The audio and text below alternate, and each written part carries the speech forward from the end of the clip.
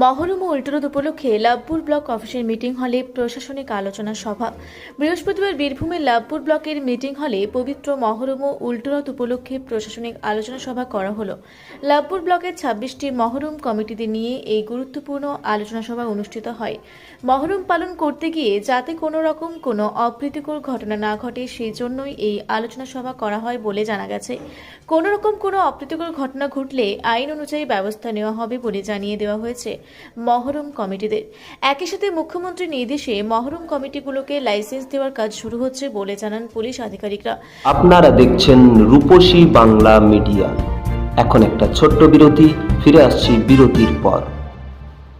সারৈকেল্লা খরসোয়া জেলার সুবিখ্যাত কবিরাজ ভদ্রসেন ভকত TB, filaria, sugar, tumour, Baat, ধাতু, একজিমা, দাঁতের রোগ, কানের রোগ, গুপ্ত ও যৌন রোগ ইত্যাদি চিকিৎসা করেন। এখন নিয়মিত চেম্বার করছেন প্রতি সোমবার বান্দোয়ানে, শুক্রবার বড়াবাজারের সারগোতে, রবিবার এঁচাগড় থানার টিকর গ্রামে, মঙ্গলবার রাজনগর থানার কেন্দ্রমন্ডিতে, বৃহস্পতিবার নিমডি থানার রঘুনাথপুরে।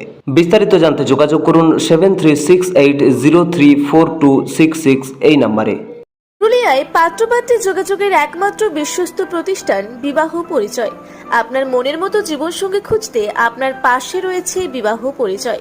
তাই আর দেরি না করে আজই যোগাযোগ করুন বিবাহ পরিচয়, municipality commercial complex, second floor, Chaibasa road, opposite PWD office, Purulia. Mobile নম্বর 9232440272 অথবা 8370970472। ফিরে এলাম বিরতির পর। আপনারা দেখছেন রূপসী বাংলা মিডিয়া। 10 বছর অথবা 10 বছরের পুরনো মহরম কমিটিগুলিকে লাইসেন্স দেওয়ার কাজ শুরু করেছে রাজ্য সরকার। 10 বছর এবং 10 বছরের পুরনো মহরম কমিটিগুলিকে লাভপুর থানায় আবেদনপত্র জমা দিতে বলা হয়েছে। এই প্রশাসনিক আলোচনা সভায় উপস্থিত ছিলেন লাভপুরের বিধায়ক অভিজিৎ সিনহা, বোলপুরের অতিরিক্ত police super Rana Mukherjee, Bolpur SDPO Ricky Agarwal, Labhpur থানার ওসি আব্দুল গফফার, লাভপুর ব্লকের বিডিও শিশুতোষ প্রামাণিক সহ প্রশাসনিক আধিকারিকরা। মহরম কমিটিগুলি পুলিশ আধিকারিকদের জানায় যে কোনো রকম কোনো অপ্রীতিকর ঘটনা ঘটবে না। পুলিশ আধিকারিকদের আশ্বস্ত করেন মহরম কমিটিগুলি। আজকে ব্লক প্রশাসন এবং জেলা প্রশাসনের পক্ষ থেকে লাভপুর থানার অন্তর্গত যতগুলি মহরম কমিটি আছে তাদেরকে ডাকা হয়েছিল। আপনারা জানেন যে আগামী 6 তারিখে মহরম আছে, সেই কারণে তার একটা প্রস্তুতি মিটিং যাতে শান্তি শৃঙ্খলার মধ্যে দিয়ে মহরম পালিত হয় এবং আপনারা জানেন উল্টো রথ আছে, এই সবচেয়ে পালিত হয়। তার জন্য আমাদের অ্যাডিশনাল সাহেব বোলপুর, এসডিপিও সাহেব বোলপুর, সিআই সাহেব নানুর, ওসি লাভপুর, বিডিও সাহেব এবং মহরম কমিটি এবং আমাদের যারা পঞ্চায়েত সমিতি মেম্বার আছেন দায়িত্বপ্রাপ্ত তারা সবাই ছিলেন।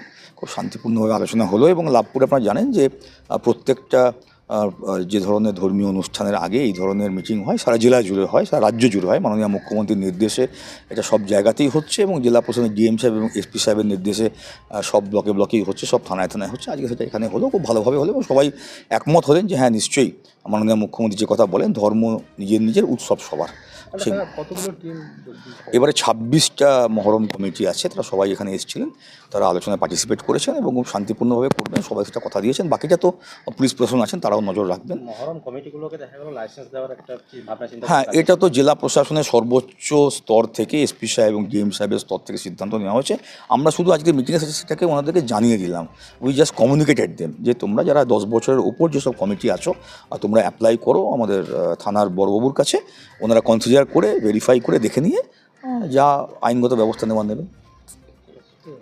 এমএলএ সাহেব নিজে ছিলেন এবং ওনার অনেক এনগেজমেন্ট থাকার পরে এসেছিলেন এবং যেটা আমি বুঝলাম যে আমরা সরকারি যে নিয়ম মানার ব্যাপার আছে, কোনো ডিজে না বাজিয়ে, কোনো অস্ত্র ইউজ না করে যে মহরম খেলার কথা বলা, উনি নিজেও সেটা কমিউনিকেট করলেন।